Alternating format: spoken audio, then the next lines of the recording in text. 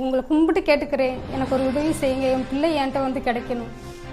திருப்பூர் மாவட்டம் அவினாசி வட்டம். நீங்க வீடியோல பாத்துட்டு இருக்க இந்த பையனுடைய பேரு கார்த்திகேயன். இவரு ஞாயிற்றுக்கிழமை காலையில 11 மணிக்கு வீட்டுல இருந்து பேனா வாங்கிட்டு போறேன்னு சொல்லிட்டு கடைக்கு போன பையன் இப்ப வரைக்கும் வீட்டுக்கு வரல.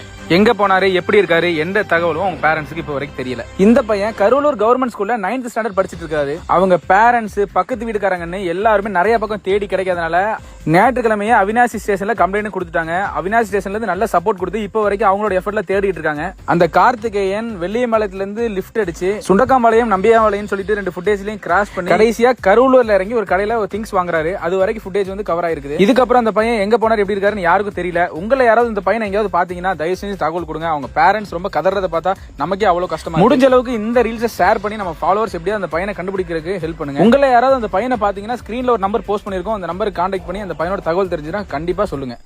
என்னோட பையன் பேர் கார்த்திகேயன். 2 நாள் ஆச்சு வீட்டை விட்டு போய். நாங்கள் ரொம்ப அலைஞ்சு திரிஞ்சு ரொம்ப கஷ்டப்பட்டுட்டு இருக்கோம். ஒரு தகவலுமே கிடைக்கல.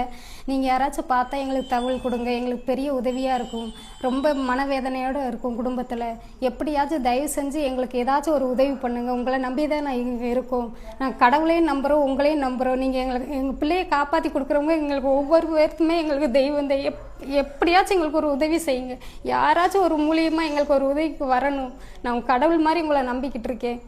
நான் உங்களை கும்பிட்டு கேட்டுக்கிறேன், எனக்கு ஒரு உதவி செய்யுங்க, என் பிள்ளை என்கிட்ட வந்து கிடைக்கணும்.